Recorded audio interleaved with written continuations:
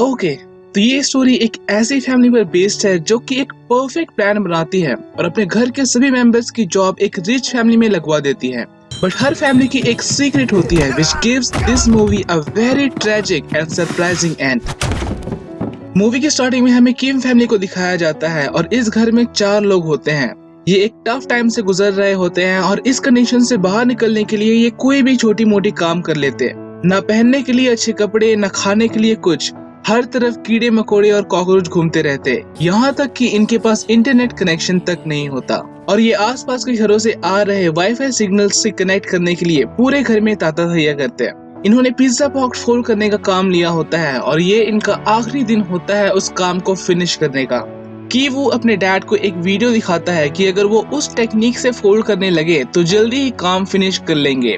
और तभी म्युनिसिपैलिटी वाले वहाँ पर कीड़ों को मारने के लिए गैस स्प्रे करने लग जाते हैं। और किम यहाँ पर कहता है कि खिड़की को खुले ही रहने दो, थोड़े से पैसे बच जाएंगे, जो कि डेफिनेटली एक गलत आइडिया साबित होती है। कुछ देर बाद इनकी बॉस आती है जिन्होंने इन्हें काम दिया होता है और सिंस की ये काम फिनिश नहीं कर पाए होते हैं वो काफी गुस्सा करती है कि वो उसे समहाउ मनाता है और उसे 10% काट के बाकी के पैसे देने को कहता है। वो उसे बातों ही बातों में इस तरह से उलझाता है कि वो बॉस उसे पिज्जा शॉप में काम देने के लिए रेडी हो जाती है। अब उसी शाम कीवो का एक फ्रेंड मिन इनसे मिलने के लिए आता है और साथ ही वो एक गिफ्ट भी लेके आया होता है जो कि उसके ग्रैंडपा ने इन्हें देने के लिए भेजा होता है। कि वो अपने घर की उस कंडीशन से थोड़ा अम्बैलेंस होता है और वो उसे बाहर चलने के लिए कहता है और ये एक शॉप के बाहर जाके ढेर सारी बातें करते हैं। और यहाँ पर मिन उसे एक लड़की की फोटो दिखाता है जिसे वो ट्यूशन पढ़ाया करता था। और सिंस कि वो बाहर पढ़ने जा रहा है वो उसे ट्यूशन पढ़ाने के लिए कहता है। कि वो यहाँ पर काफी नर्वस होता है और कहता है कि क्या वो इस काम के लिए ठीक रहेगा। मिन उसे कहता है कि तुमने आज तक 4 बार एंट्रेंस एग्जाम दिए हैं, कॉमर्स, वोकैबुलरी, कन्वर्सेशन, क्या क्या तुम्हें नहीं आता, तुम किसी टीचर से भी ज्यादा अच्छा पढ़ा सकते हो। And believe me you are way more better. साथ ही तुम्हारे पास मेरी रिकमेंडेशन भी है जो कि एक प्लस पॉइंट है, वो तुम्हें इजिली हायर कर लेंगे। अब यहाँ से की जुंग फेक डॉक्यूमेंट्स को अरेंज करती है और नेक्स्ट डे की वो इंटरव्यू के लिए उस रिच घर में जाता है जहाँ पर वो योंग्क्यो से मिलता है। योंग्क्यो एक सिंपल सी लेडी होती है जिसे कीवो की डिग्री से कोई लेना देना नहीं होता, वो बस अपनी बेटी के लिए एक ट्यूटर चाहती है। और यहाँ पर वो किम की काफी तारीफ करती है क्योंकि वह काफी लंबे वक्त से वहाँ पर था और कीवो को उसी के कहने पर वहाँ पर आने देती है फॉर द इंटरव्यू। अब यहाँ पर कीवो का नाम उसके फेक डॉक्यूमेंट के अनुसार केविन होता है और योंग्क्यो उसे डेमो क्लास देने के लिए कहती है जिसमें केविन अपनी फुल नॉलेज और अंडरस्टैंडिंग से इन दोनों को इम्प्रेस कर देता है और योंग्क्यो उसे एडवांस में सैलरी देती है so that she does not lose him at all. और अब यहाँ से सीरीज ऑफ रिकमेंडेशंस स्टार्ट हो जाती है। योंग्क्यो का एक 4 साल का बेटा होता है जिसे पेंटिंग में काफी दिलचस्पी होती है and being a woman and a mother Yongkyo बस बोले ही जाती है और बस बोलती ही रहती है और उसके पैदा होने से अब तक की सारी बात कह डालती है। द पॉइंट वॉज क्लियर कि उसे एक आर्ट टीचर की जरूरत होती है और केविन अपनी सिस्टर की योंग को जेसिका कह के बताता है और उसकी इतनी तारीफ करता है कि योंग्क्यो उससे मिलने के लिए बेचैन हो जाती है। और नेक्स्ट डे की योंग जेसिका बनकर वहाँ पर आती है। ये अपनी कैरेक्टर को इतनी सीरियसली प्ले करती है कि योंग्क्यो शॉक हो जाती है और जेसिका उसे colour therapy, past, future, mental state के बारे में इतनी सारी बातें कहती है कि वो उसे हायर किए बिना नहीं रह पाती। अब रात हो चुकी होती है and for the safety of Jessica Yongkyo अपने ड्राइवर को उसे छोड़ने के लिए कहती है और अब यहाँ से बेचारा ड्राइवर इनका नेक्स्ट शिकार बनता है।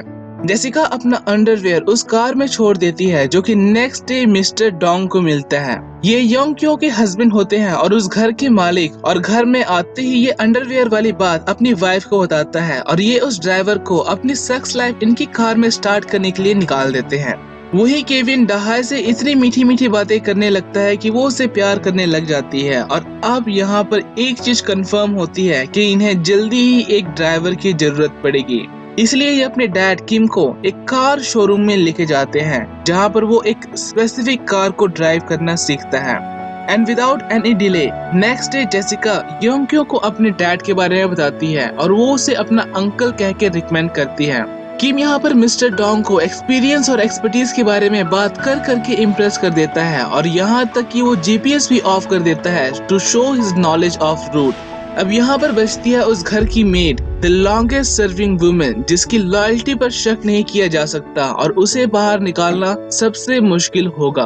केविन डहाई से उसकी मेड के बारे में इंफॉर्मेशन निकलवाता है और यहाँ पर उसे क्या क्या पसंद है और क्या क्या नहीं, इन सब के बारे में पूछता है। और यहाँ पर अब उन्हें उसकी एलर्जी के बारे में पता चलती है। Allergy from peaches. Kevin peaches पर लगे सफेद रेशों को कलेक्ट करता है और मिस्टर डोंग के ऊपर डाल देता है और जैसे ही वो उसके पास जाती है, रिएक्शन शुरू।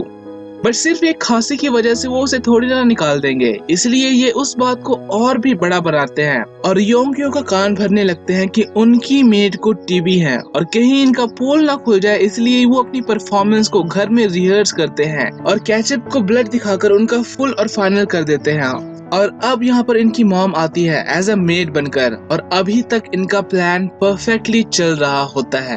अब एक दिन उनका बेटा डॉ सॉन्ग इन सब को सूंघने लगता है और कहता है कि ये सब एक जैसे हैं, ये सब एक जैसे स्मेल कर रहे हैं। और इस पॉइंट को याद रखना क्योंकि ये बहुत ही इम्पोर्टेंट रोल प्ले करेगी। किम की फैमिली इस बात को इतनी सीरियसली नहीं लेती, बट किम मिस्टर डोंग के फेशियल एक्सप्रेशन से समझ जाता है। अब कुछ दिन बाद मिस्टर डोंग की फैमिली पिकनिक पर जाती है, मतलब कि ये इस घर में पूरी तरह से अकेले होंगे और उनके जाते ही ये लोग पार्टी करते हैं और लग्जूरियस लाइफ को एंजॉय करते हैं। अब काफी तेज बारिश हो रही होती है और दरवाजे पर कोई दस्तक देता है। घना अंधेरा, तेज हवाएं, बिजली कड़क रही होती है और तभी बेल बजती है और इन सब की बोलती बंद। जब ये मॉनिटर पर देखते हैं तो इनकी पुरानी मेड वहाँ पर होती है और वो काफी रिक्वेस्ट करती है कि वो उसे अंदर आने दे, उसका कोई सामान वहाँ पर रह गया है। और उसके बार बार रिक्वेस्ट करने पर वो फाइनली दरवाजा ओपन कर देते हैं और वो मेड बिना कोई देरी किए सीधा किचन की ओर भागती है। और वहीं ये सब लोग छुप जाते हैं क्योंकि इतनी रात को इन्हें वहाँ पर नहीं होना चाहिए था। अब जब काफी देर तक वो मेड वहाँ से वापस नहीं लौटती तो मून, इस घर की नई मेड, उसे देखने के लिए जाती है और उसे उस पोजीशन में देखकर शॉक हो जाती है। वो अपनी सारी ताकत लगाकर उस हैवी ड्रॉवर को ढकेल रही होती है और मून को भी हेल्प करने को कहती है। मून उसकी हेल्प करने की कोशिश करती है और ड्रॉवर के नीचे फंसे एक लोहे को खींचती है, जिससे वो ड्रॉवर सरकता है और मेड सीधा नीचे गिर जाती है। उस ड्रॉवर के पीछे एक सीक्रेट दरवाजा होता है जो कि उन्हें एक डीप बंकर की ओर ले जाती है, जिसके बारे में सिर्फ उस मेड को पता होता है। और यहाँ पर उसने अपने पति को छुपा कर रखा होता है पिछले 4 सालों से। इनके सर पर काफी कर्जा होता है और लैंडर्स पैसा पाने के लिए इनके जान के पीछे पड़े होते हैं, इसलिए उसने अपने पति को वहाँ पर छुपा कर रखा होता है। और ये सब देखकर मून काफी ज्यादा सरप्राइज हो जाती है और योंग्यो को सब कुछ बताने की बात कहती है। वो मेड काफी गिड़गिड़ाती है और रोते हुए उसके हाथ पैर जोड़ती है, बट मून यहाँ पर फिर भी मानने को तैयार नहीं होती। वो मेड उससे और भी पोलाइटली रिक्वेस्ट करती है और उसके पास जितने भी पैसे होते हैं वो उसे सब कुछ ऑफर करती है इस बात को राज रखने के लिए, और रिक्वेस्ट करती है कि वो उसे हफ्ते में बस एक बार खाना दे दे ताकि वो जिंदा रहे। बट मून यहाँ पर मैडम को कॉल लगाने लग जाती है और इन सब बातों को सुन रहे होते हैं बाकी के मेंबर्स। और जब एक का पैर फिसलता है तो वो सब के सब सीढ़ियों से नीचे गिर जाते हैं और उसकी वीडियो बना लेती है ये मेड। अब किसी का राज नहीं होता और कोई भी यहाँ पर भला या बुरा नहीं होता। जो मेड इतनी देर तक गिड़गिड़ा रही होती है वही अब इन्हें ब्लैकमेल करने लग जाती है और उस वीडियो को मैडम को भेजने की धमकी देती है।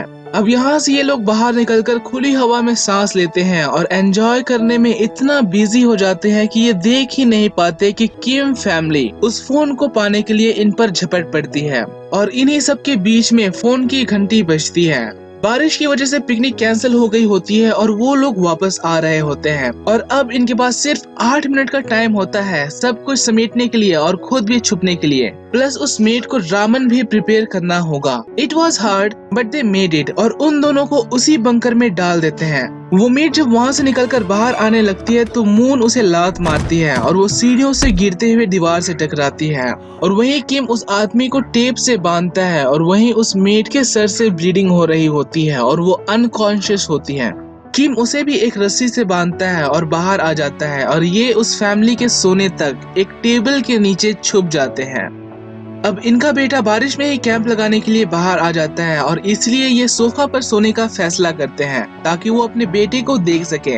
और यहाँ पर डोंग अपनी वाइफ से वही स्मेल वाली बात कहता है कि उसे अभी भी अपने ड्राइवर की स्मेल आ रही है। और वो उस स्मेल को इस तरह से डिस्क्राइब करने लग जाता है कि किम की फैमिली को एम्बैरेसमेंट होने लग जाती है। बट समहाउ उनके सोते ही ये वहाँ से निकलने में कामयाब हो जाते हैं और जब ये घर आते हैं तो उनका घर पूरी तरह से बारिश के पानी से भरा हुआ होता है। इनके इतना सब कुछ करने के बावजूद भी ये सीन देखकर आप इन पर तरस खाने लग जाएंगे। न रहने के लिए घर, न पहनने के लिए कपड़े, सब कुछ पानी में डूब चुका होता है और ये एक रेफ्यूजी कैंप में रात बिताते हैं। नींद तो जैसे इनकी आंखों से गायब ही हो चुकी होती है। सारी प्लानिंग एक तरफ और ये नई प्रॉब्लम एक तरफ। केविन अपने डैड से कहता है कि वो इस प्रॉब्लम से निकल जाएंगे और सुबह होने पर इन्हें कॉल आता है और वो उन्हें जल्दी आने के लिए कहते हैं क्योंकि ये एक पार्टी अरेंज कर रहे होते हैं टू कंपनसेट द पिकनिक जो कि इन्होंने कैंसिल कर दी थी। एक और जहाँ पर किम शॉपिंग के लिए योंगक्यो के साथ जाता है, वहीं ये सब अपना अपना काम कर रहे होते हैं। जब वो वापस आ रहे होते हैं तो योंगक्यो को भी किम के स्मेल से प्रॉब्लम होने लग जाती है और वो भी मुंह बनाने लगती है। और वहीं उस बेसमेंट के नीचे उस बंकर के अंदर उस मेड की मौत हो चुकी होती है और उसका हस्बैंड बाहर मोर्स कोड भेज रहा होता है यूजिंग लाइट बल्ब जो कि डासोंग को दिखता है। जब पार्टी शुरू होती है तो मिस्टर डोंग किम को कॉस्प्ले करने को कहते हैं to make the party more interesting. और वहीं केविन एक पत्थर लेकर बेसमेंट में एंटर करता है ताकि वो उन दोनों को मार सके और उनका राज कभी भी बाहर ना निकले। बट वो पर्सन केविन को ही अपने जाल में फंसा लेता है और उसी पत्थर से उसका सर फोड़ देता है। उस बंकर से बाहर निकलते ही वो एक नाइफ से जेसिका पर अटैक करता है। उसने अपनी लाइफ के सबसे प्रीशियस चीज खो दी होती है और अब वो अपने वाइफ के मर्डरर्स को जिंदा नहीं छोड़ना चाहता। ये सारा सीन देखकर हर तरफ अफरा तफरी मच जाती है और मून अपनी बेटी को बचाने के लिए आगे आती है और वहीं किम एकदम सुन्न सा हो जाता है। डोंग उसे गाड़ी चलाने के लिए कहता है ताकि वो उन्हें हॉस्पिटल ले जा सके और जब किम कीज को उसकी तरफ फेंकता है तो वो उस अटैकर की बॉडी के नीचे दब जाती है और उसकी स्मेल से डोंग नाक बंद करने लगता है। किम को वही सारी अपमान से भरी बातें याद आने लगती है और वो डोंग को उसी चाकू से मार डालता है। क्या हुआ, कैसे हुआ, क्यों हुआ, ये सब किसी को भी समझ में नहीं आता और सीन यहाँ से कुछ हफ्ते आगे बढ़ती है। केविन हॉस्पिटल में होता है और उसकी ब्रेन सर्जरी हुई होती है जिसके कारण वो आधा पागल सा हो गया होता है और थोड़े से ठीक होने पर इन पर केस चलाया जाता है और वहीं जेसिका की मौत हो चुकी होती है और किम की कोई भी खबर नहीं होती। पुलिस और डिटेक्टिव एजेंसी उसे ढूंढने के लिए इनके पीछे जासूस लगा देते हैं और कई महीने बीत जाने पर जब कोई भी सुराग नहीं मिलता तो वो केस ठंडा पड़ जाता है। केविन को एक तरह से पता होता है कि उसके डैड कहाँ पर हो सकते हैं और वो एक पहाड़ पर जाके उसी घर की ओर देखने लगता है और राहत होने पर उसके डैड मॉर्स कोड का यूज कर उसके लिए संदेश भेजते हैं और केविन खुद से प्रॉमिस करता है कि वो एक दिन इतना बड़ा बनेगा कि वो उस घर को खरीद सके ताकि उसके डैड को वहाँ से आजादी मिले। और मूवी यहाँ पर खत्म हो जाती है। ये मूवी हमें 4 इम्पोर्टेंट लेसन सिखाने की कोशिश करती है जो कि मैंने बहुत ही सिंपल वे में समझाने की कोशिश की है और अगर आप उन लेसन्स को समझ नहीं पाए तो इस वीडियो को एक बार फिर से देखें and do subscribe this channel for more interesting stories. And with this said मिलते हैं एक नई वीडियो में एक नई स्टोरी के साथ। सी या।